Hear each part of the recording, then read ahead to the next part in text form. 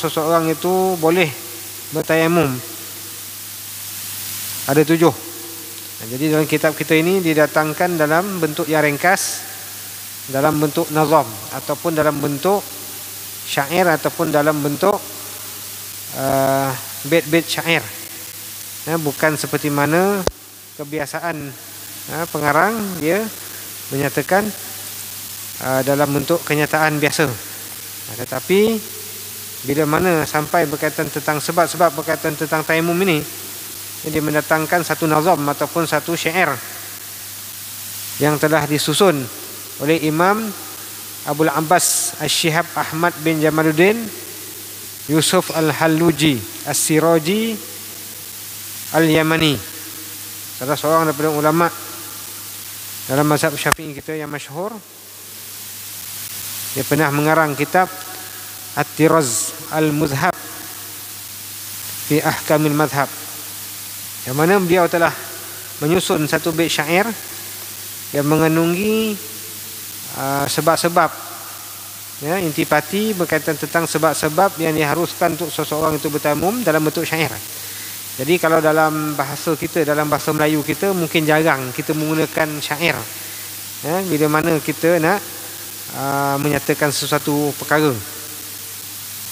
Tetapi kalau dalam bahasa Arab, khususnya dalam ilmu-ilmu tradisi, dalam ilmu Islam, ramai di antara ulama-ulama kita telah menyusun bait-bait syair yang mengandungi perkataan ataupun intipati yang ringkas, bagi nak memudahkan mereka ini mengingati fakta tersebut. Bila dia menyatakan syair-syair tersebut dalam bentuk-bentuk yang tertentu, dengan timbangan-timbangan yang tertentu, dengan kaedah-kaedah yang tertentu, ini disebut sebagai bahar-bahar dalam ilmu arud ataupun ilmu arud dan qawafi.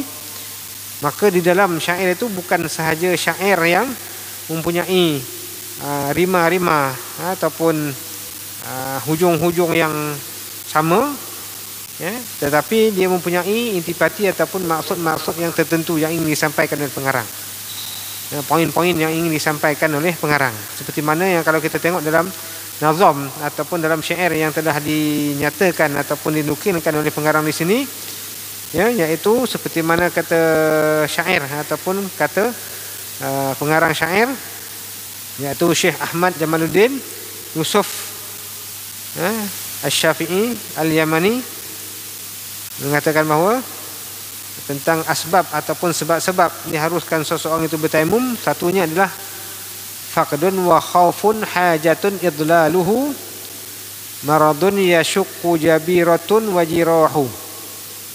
Dua bait syair ataupun dua rangkap syair, tetapi di dalam walaupun dua rangkap ataupun ringkas syair ini dua bait, tetapi mengandungi ketujuh sebab ataupun ketujuh poin yang ingin disampaikan berkaitan tentang tajuk yang dibincangkan, iaitu berkaitan tentang tajuk sebab yang diharuskan seseorang itu bertayamum. Dengan dua rangkap saja telah mengandungi kesemua ketujuh perkara tersebut. Faqdun wa khaufun hajatun idlaluhu. Kata pengarang rahimahullah taala, dia kata sebab-sebab yang diharuskan seseorang itu bertayamum ada 7, iaitu seperti mana yang telah disebutkan oleh sebilangan ataupun oleh sebilangan ulama dalam serangkap nazam, iaitu kata pengarang faqdun ni bermaksud bila mana seseorang itu tidak ada air ataupun ketiadaan air. Jadi ketiadaan air ni maknanya bila mana kita asal-asalnya bila mana kita nak mendirikan solat, bila mana kita ingin memegang mushaf, bila mana kita ingin melaksanakan tawaf ataupun kita ingin mengangkat mushaf, maka ketika itu kita disyaratkan ataupun diwajibkan untuk mempunyai wuduk ataupun mesti dalam keadaan berwuduk. Tetapi bila mana keadaan tersebut terhalang daripada kita nak menggunakan air untuk berwuduk, kerana berwuduk ni hanya dengan menggunakan air, tidak boleh nak menggunakan air, tidak boleh menggunakan benda yang lain selain daripada air mutlak. Jadi bila mana air tersebut tidak ada langsung, tidak ada Maka ketika itu barulah boleh untuk kita bertayamum. Jadi bila disebut ketiadaan air ini, maka memang secara fizikalnya air itu memang tidak ada langsung.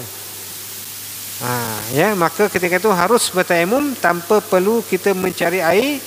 Jika diyakini tiada air, memang kita yakin tak ada air. Jadi berkaitan tentang bila mana kita nak berwuduk tetapi tidak ada air, maka dia ada beberapa peringkat ataupun beberapa SOP yang perlu kita patuhi. Yang pertama sekali, bila mana kita nak berwuduk tetapi tidak ada air, yang pertama sekali mestilah kita mencari ataupun kita tengok, kita cari dalam kita punya kumpulan rombongan. Kalau kita bermusafir, kita cari dulu dalam kita punya kenderaan yang kita gunakan untuk bermusafir, ataupun kalau kita di rumah, kita cari dulu di rumah kita, mungkin di store dan sebagainya. Kalau ada menyimpan air, kena cari dahulu. Kalau kita bermusafir, kita cari dalam kenderaan kita, sama adakah terdapat air yang disimpan, yang boleh untuk kita gunakan untuk bertayamum. Jadi kalau misal kata kita dah cari dah tak ada, kat rumah kita pun kita dah cari tak ada, kenderaan yang kita gunakan untuk musafir pun tak ada, dalam rombongan yang sama dalam orang-orang mengikuti kita ketika musafir itu pun tak ada menyimpan air, maka ketika itu barulah kita perlu mencari air tersebut dalam jarak yang dinamakan sebagai jarak yang dekat, yang dinamakan sebagai jarak Haddul Ghauth. Haddul Ghauth ni adalah jarak yang dekat, yang mana kira-kira sepelaung. Sepelaung ni kira-kira hampir jarak dia lebih kurang dalam 300 hasta keliling.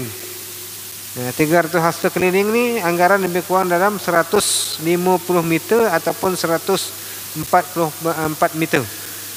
Kita kena cari dulu yang sekitar.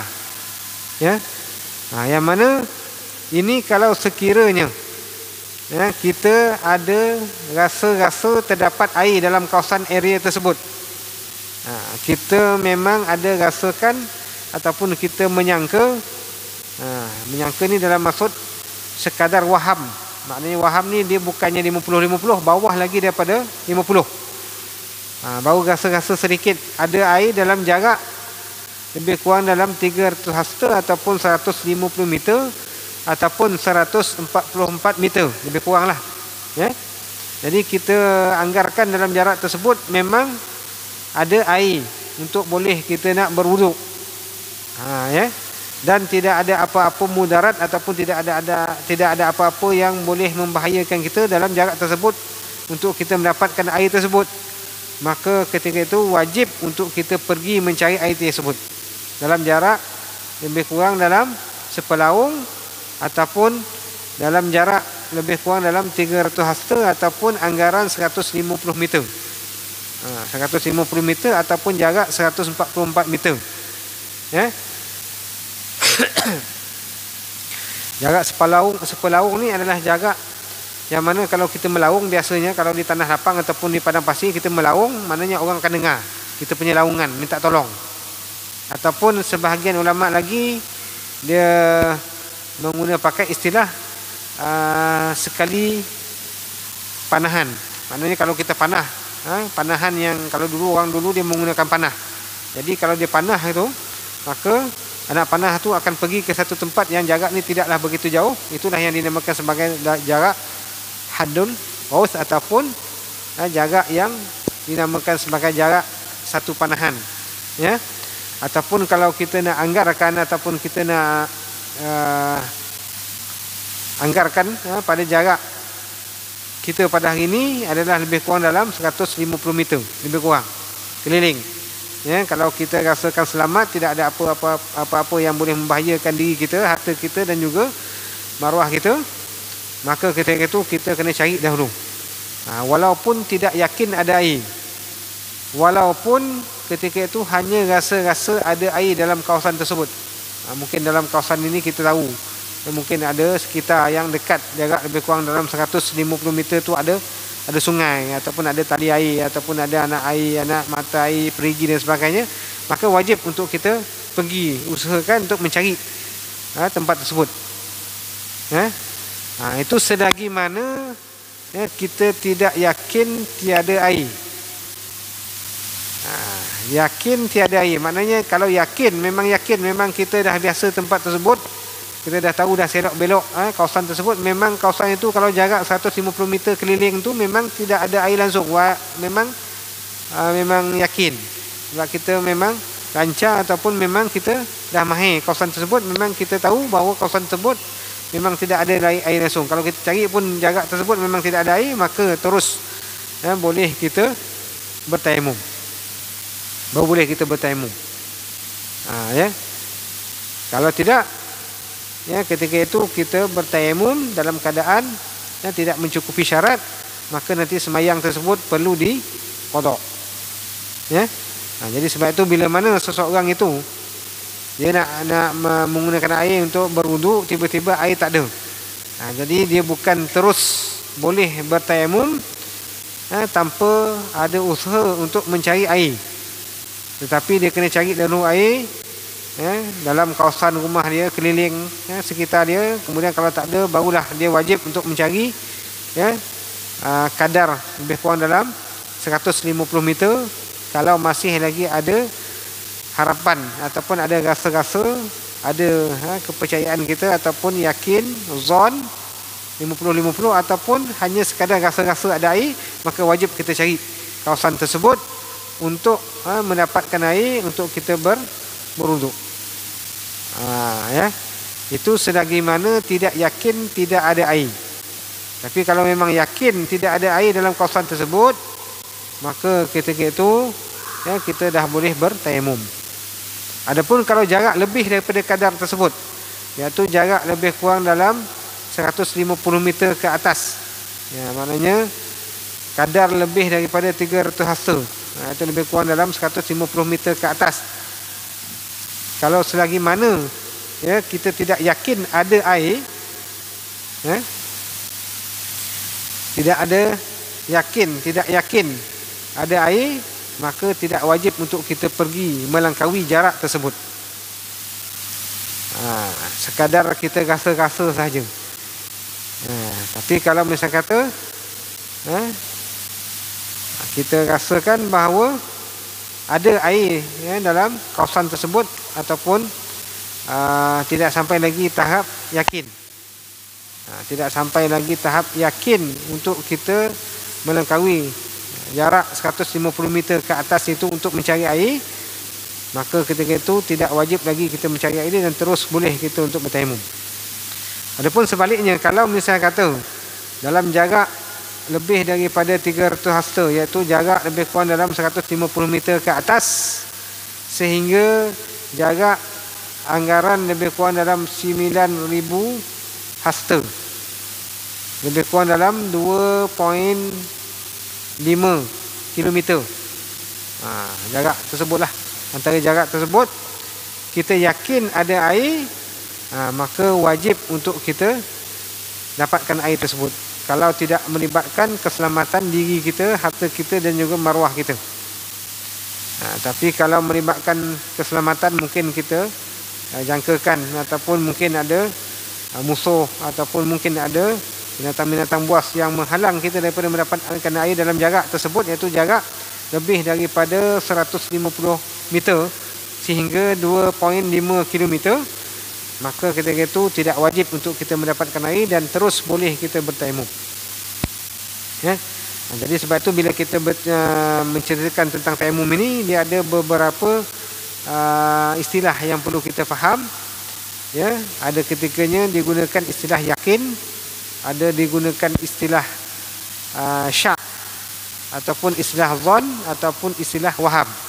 Jadi 4 istilah ini penting dalam untuk kita nak menentukan sama ada kita ni wajib mencari air dalam jarak yang tertentu ataupun tidak. Yang pertama sekali, istilah yakin. Yakin ni adalah kita nisbahkan anggaran kepercayaan kita itu adalah 100%. Yakin betul. Yakin, itu dinamakan sebagai yakin, 100% kepercayaan kita. Yang kedua, istilah zon.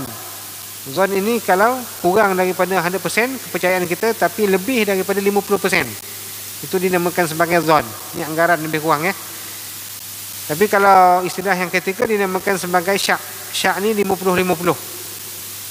Ya. Kepercayaan kita tu sama berat sebelah. Sama-sama berat. Ya. Kepercayaan kita. Kemudian kalau kurang daripada 50-50, ya, itu dinamakan sebagai waham.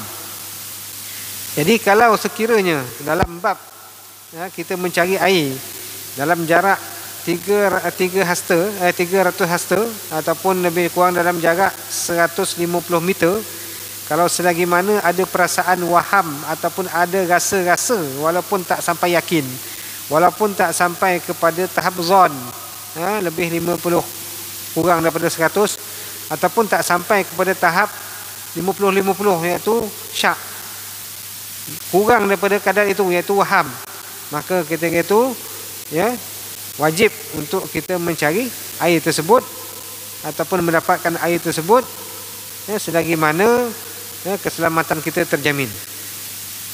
Tetapi kalau sekiranya, ya, sekiranya memang diyakini, ya, memang tidak ada air langsung dalam jarak 150 meter tersebut, maka ketika itu kita dah boleh bertayamum, ya, dan kita boleh gunakan tayamum tersebut untuk kita melaksanakan solat tanpa perlu diganti, ya, ataupun tanpa diulangi solat tersebut dengan sebab tidak ada air, ya, dalam jarak yang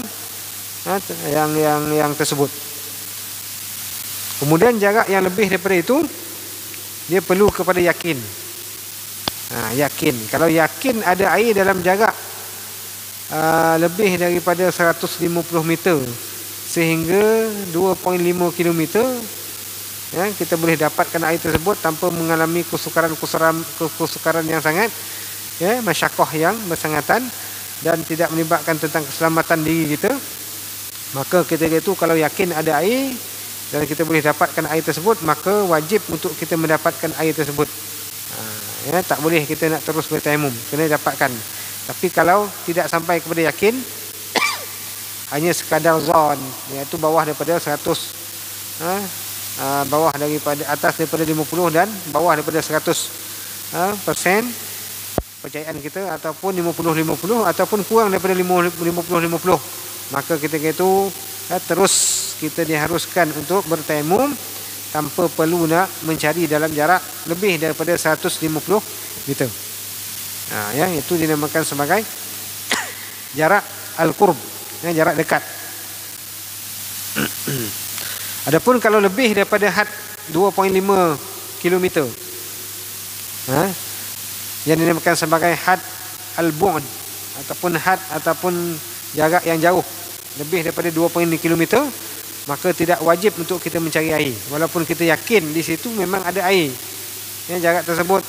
Untuk dapatkan air tersebut boleh kita pergi, ya, dalam jarak lebih daripada 2.5, tapi tidak wajib untuk kita dapatkan air tersebut, kerana dinamakan had itu telah melangkaui, ya, tahap yang memang tak wajib untuk kita dapatkan air tersebut. Bahkan ketika itu harus, ya, bagi seorang untuk bertayamum tanpa perlu mencari air lebih daripada kadar 2.5 km.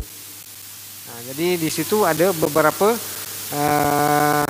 jarak, ya, jarak dalam rumah kita ataupun dalam kenderaan kita, itu kita kena cari dahulu, wajib kita cari. Kemudian bila tak ada, barulah kita akan pergi kepada jarak yang dinamakan jarak sepelaung tadi. Itu kalau yakin ataupun zon ataupun syak ataupun hanya sekadar waham ada air, maka wajib kita dapatkan dahulu, cari dahulu. Selagi mana tidak yakin tidak ada air. Adapun kalau jarak lebih daripada kadar itu, maka dia perlu kepada yakin. Kalau yakin jarak lebih daripada 150 meter tu yakin ada air, barulah wajib kita dapatkan air. Kalau tak, kita dah boleh bertayamum terus. Walaupun jarak lebih daripada itu, memang tidak wajib untuk kita dapatkan air. Jadi ini adalah merupakan perkara yang perlu kita ketahui. Bila mana dalam keadaan-keadaan situasi-situasi yang mungkin berlaku pada diri kita, ya, ketika mana kita musafir terutamanya, ataupun ketika mana kita duduk di dalam satu-satu kawasan yang mungkin dalam masa-masa yang tertentu, ya, air terputus. Berkenaan air terputus, yang mana guna air ni banyaklah. Yang utama sekali kita nak gunakan untuk kita nak berwuduk, untuk kita bersuci. Tapi mungkin dalam keadaan-keadaan yang tentu air tersebut memang tak ada air langsung. Jadi kita perlu mengikuti SOP tersebut. Cari dulu kawasan dalam rumah kita, dalam kenderaan yang kita gunakan untuk musafir. Kalau tak ada, kita kena cari dahulu dalam kawasan had yang ataupun kawasan yang dekat, dinamakan sebagai jarak sepelaung tadi. Kemudian kalau tak ada dan tidak yakin jarak lebih daripada kawasan tu ada air, maka terus kita dah boleh bertayamum. Itu dia punya cara bagaimana kita nak menentukan bila mana kita ni dalam situasi-situasi yang tidak ada air, bila boleh kita nak bertayamum. Bukan terus-terus kita buka paip dah tak ada air terus kita bertayamum. Padahal tidak ada ikhtiar ataupun tidak ada usaha langsung untuk kita mencari dalam jarak-jarak yang telah ditetapkan oleh ulama, maka ketika itu akan menyebabkan semayang yang kita lakukan itu perlu diulangi. Perlu diqada kerana ketika itu kita tidak mengikuti SOP ataupun syarat-syarat yang telah ditetapkan oleh syarak. Kena usaha dulu cari, barulah boleh kita bertayamum. Itu yang pertama, dinamakan sebagai sebab memang tidak ada air daripada segi fizikal, faqdun. Kemudian disebut oleh pengarang rahimahullah ta'ala, dia kata wa khaufun. Yang kedua, sebab yang kedua yang dibolehkan seseorang itu untuk bertayamum adalah kalau dia dalam keadaan ketakutan. Ketakutan dengan maksud bahawa kalau seseorang itu dia nak pergi ke tempat yang ada air ini, mungkin ada halangan daripada segi dia takut untuk pergi ke situ sebab ada musuh, ataupun mungkin sebab ada binatang-binatang buas, ataupun mungkin ada perkara-perkara yang boleh membahayakan, mudarat diri dia kalau dia menuju ataupun pergi ke tempat yang ada air tersebut. Ataupun mungkin juga dalam keadaan seseorang yang mana dia ada harta dan takut kalau dia tinggalkan harta tersebut nak pergi ke tempat yang ada air itu akan dirompak ataupun dicuri, dirampas oleh orang-orang yang jahat ataupun orang-orang yang zalim. Maka ketika itu dengan sebab ketakutan tersebut, maka dia boleh terus bertayamum tanpa perlu dia nak berharapan dengan musuh ataupun berharapan dengan binatang buas ataupun perkara-perkara yang mungkin menyebabkan harta dia akan dirompak ataupun dicuri, dengan sebab dia usaha untuk pergi ke tempat yang ada air. Jadi ini adalah merupakan salah satu daripada rukhsah ataupun kerenganan yang diberikan oleh syarak bagi sesuatu keadaan. Dalam keadaan seseorang itu dalam ketakutan ataupun dalam keadaan dia takut, risaukan diri dia akan mudarat, sama ada dimudaratkan oleh musuh ataupun binatang-binatang buas ataupun benda-benda yang boleh membahayakan, ataupun mungkin juga disebabkan oleh perompak-perompak ataupun pencuri-pencuri yang akan menzalimi dia dengan mengambil ataupun merampas barang-barang yang ada pada dia. Maka ketika itu dia boleh terus bertayamum tanpa usaha untuk pergi ke tempat yang ada air tersebut. Itu sebab yang kedua dinamakan sebagai khauf, takut. Kemudian yang ketiga, hajatun. Hajatun ni adalah dengan maksud bahawa ada keperluan ataupun kita ada hajat, ada keperluan untuk menggunakan air tersebut. Jadi kita ada air, tetapi air tersebut ada keperluan untuk kita gunakan untuk minuman, untuk kelangsungan hidup binatang-binatang yang muhtaram ataupun haiwan-haiwan yang muhtaram. Jadi kalau belajar dalam matan Safinah, dia ada dinamakan sebagai haiwan al-hayawan al-muhtaram, hidupan yang dihormati oleh syarak. Dan ada hayawan yang ghair muhtaram, ada haiwan-haiwan ataupun hidupan. Haiwan ni adalah hidupan, Jadi manusia pun termasuk dalam kategori hayawan. Bila kita sebut tentang hayawan ni, dia termasuk juga manusia. Sebab kita ni manusia, kalau dalam pengertian dalam bahasa Arab dia sebut hayawan, iaitu hidupan. Bukan haiwan yang kita faham dalam bahasa Melayu. Yang haiwan ni kita nampak yang apa? Yang haiwan macam lembu, kebau.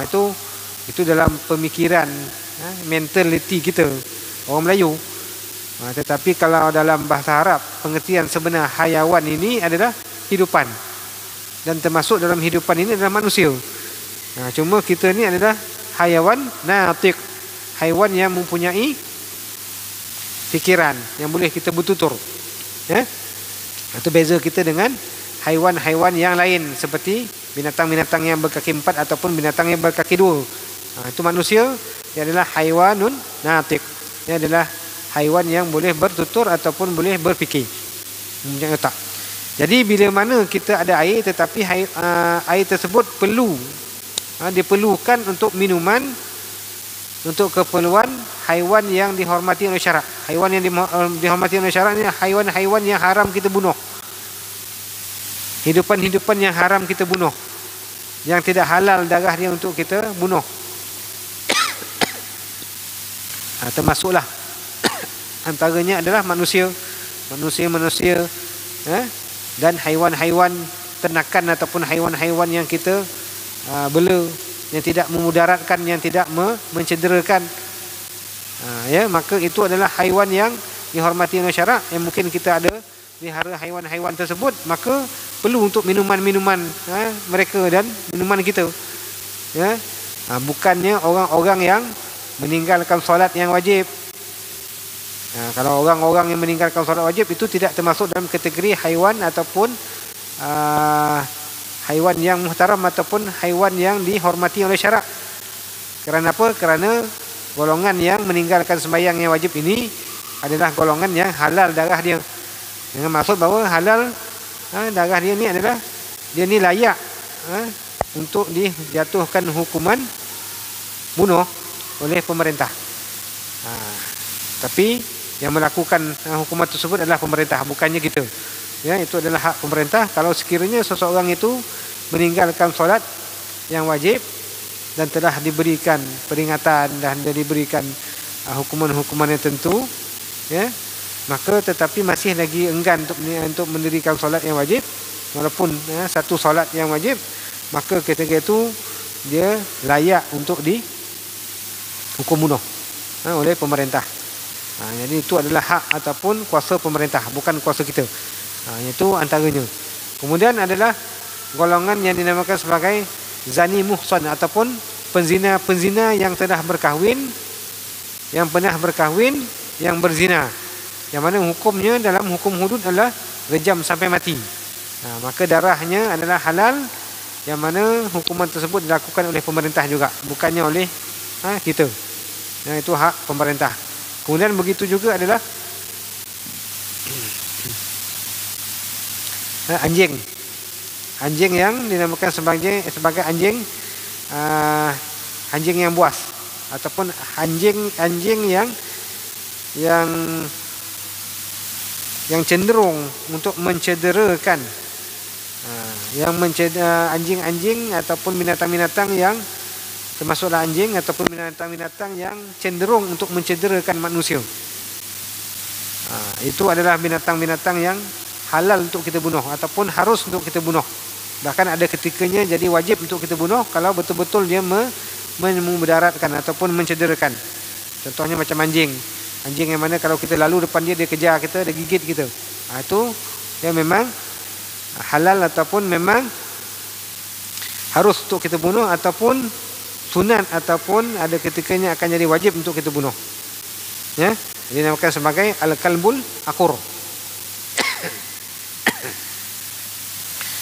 Dan seterusnya adalah golongan-golongan yang murtad. Nauzubillah. Itu pun halal darah dia untuk kita untuk dibunuh oleh pemerintah. Dan juga golongan yang seterusnya adalah kafir harbi, iaitu golongan-golongan kafir yang memerangi orang Islam, duduk di negara Islam tetapi memerangi orang Islam. Dan yang keenam adalah khinzir ataupun babi. Maka ini adalah 6 ini orang yang meninggalkan solat, ya, solat yang wajib. Kemudian penzina yang telah pernah bernikah, kafir harbi, golongan murtad, anjing ataupun binatang-binatang yang cenderung untuk mencederakan manusia, dan juga khinzir. Ini adalah 6 golongan ini dinamakan sebagai golongan-golongan yang tidak dihormati oleh syarak. Dengan maksud bahawa ya, mereka ini adalah golongan-golongan yang tidak yang halal nikah, halal darah mereka ini, ya, yang mana kalau sekiranya ya kita ada air, tetapi air tersebut diperlukan oleh orang yang salah seorang daripada golongan ini, kita tidak boleh nak bagi mereka. Dengan maksud bahawa kalau misal kata berebut kita dengan air kita ada air, tapi ada orang-orang yang meninggalkan semayang yang nak air itu untuk minuman. Jadi kita tidak boleh nak utamakan mereka, tak boleh nak bagi kepada mereka, sehingga kita ni tak dapat nak berwuduk dengan air tersebut. Sehingga kan kita terpaksa pula kita nak bertayamum. Itu tidak boleh. Jadi kita kena abaikan mereka, ya, sampai macam tu sekali lah, ya. Jadi kalau ketika itu kita kena utamakan, gunakan untuk kita berwuduk, dan kita kena abaikan mereka, kerana mereka ini adalah golongan-golongan yang ghair muhtaram ataupun golongan-golongan yang tidak dihormati oleh syarak. Maka air itu kalaulah diperlukan oleh golongan selain daripada itu, iaitu golongan-golongan yang dihormati oleh syarak, iaitu selain daripada 6 golongan tersebut, maka kalau perlu air untuk minuman yang mana cukup-cukup untuk minum, tak boleh nak gunakan, tak ada lebih untuk kita gunakan untuk berwuduk, hanya untuk minuman dan makanan orang-orang yang selain daripada 6 tersebut, maka ketika itu baru boleh kita bertayamum. Kalau tidak, ya, kita kena usahakan mencari air yang lain, ataupun dalam arti kata yang lain, kalau sekiranya ya air yang kita ada itu diminta ataupun diperlukan oleh golongan-golongan salah seorang daripada golongan yang 6 tadi, yang dinamakan sebagai ghair muhtaram ataupun yang tidak dihormati oleh syarak, maka kita tidak boleh nak bagi pada mereka untuk mereka minum, untuk mereka gunakan, sehingga menyebabkan kita tidak dapat nak berwuduk dengan air tersebut, sampaikan terpaksa kita bertayamum. Jadi tayamum tersebut nanti kita kena qada. Semayang yang kita gunakan dengan tayamum tersebut kita kena qada. Tapi kalau sekiranya memang air tersebut memang digunakan untuk haiwan-haiwan yang ataupun hidupan-hidupan selain daripada 6 golongan tersebut untuk minuman mereka, sampaikan kita tak ada lebih untuk kita nak berwuduk, terpaksa kita bertayamum, maka ketika itu semayang kita tidak lagi perlu nak diqada, dan memang boleh diharuskan oleh syarak untuk kita bertayamum. Ya, wallahu alam. InsyaAllah kita akan sambung perkara yang keempat, iaitu kehilangan air. Situasi-situasi yang mana seseorang itu mungkin dia kehilangan air, sehingga kan bila air itu hilang, nanti dia tak dapat nak berwuduk dan dia boleh untuk bertayamum. Wallahu alam. Ya, azan. Ya, azan.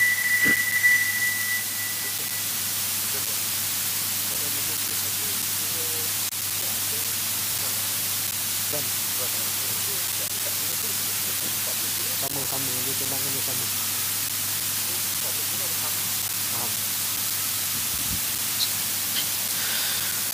Allahu Akbar, Allahu Akbar.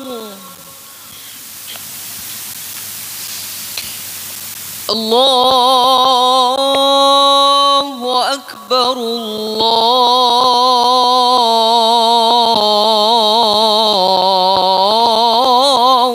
Akbar.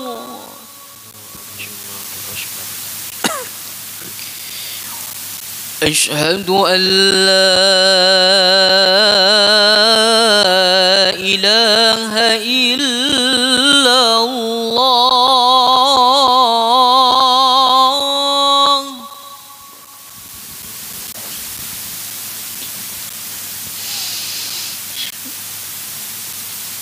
Asyhadu an la ilaha illallah.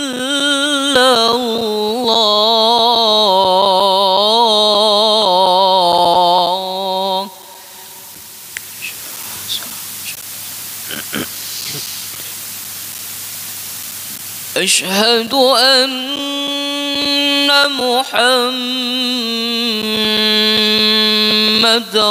رسول الله.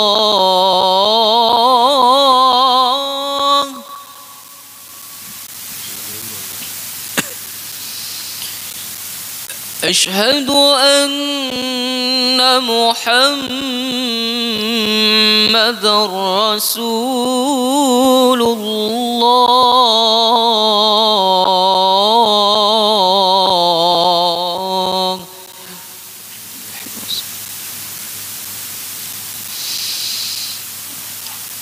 حي على الصلاة.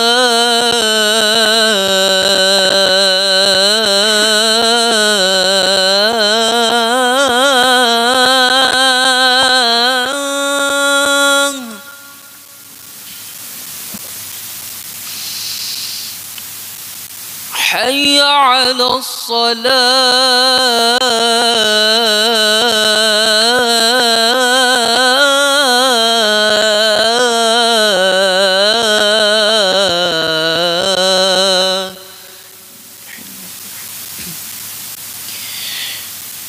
حي على الفلاح.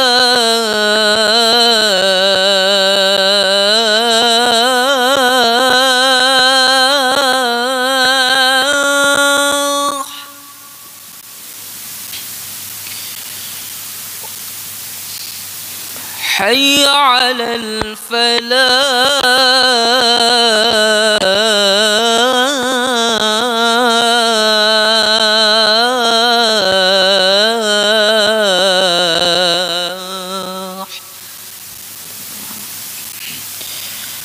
الله أكبر الله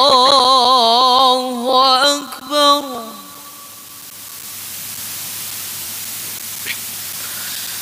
لا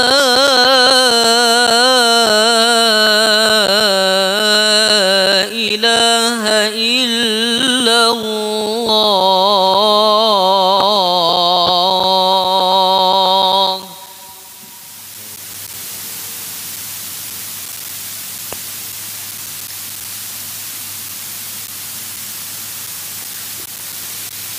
بسم الله الرحمن الرحيم. الحمد لله رب العالمين والصلاة والسلام على سيدنا محمد وعلى آله وصحبه أجمعين. اللهم فقهنا في الدين وعلمنا تأويل. اللهم اجعلنا من عبادك العلماء العاملين المخلصين لهدٍ برحمتك يا أرحم الراحمين. اللهم نور قلوبنا بنور هدايتك كما نورت الأرض بنور شمسك أبدا أبدا. اللهم افتح علينا فتوح العارفين وارزقنا فهم النبيين وحفظ المرسلين بجاه خاتم المرسلين يا حي يا قيوم يا ذا الجلال والإكرام. ربنا هب لنا من أزواجنا وذريتنا قرة أعين واجعلنا للمتقين إماما. ربنا آتنا في الدنيا حسنة وفي الآخرة حسنة وقنا عذاب النار. صلى الله على محمد وعلى آله وصحبه أجمعين. الحمد لله رب العالمين. تقبل الله منكم. الله أكبر.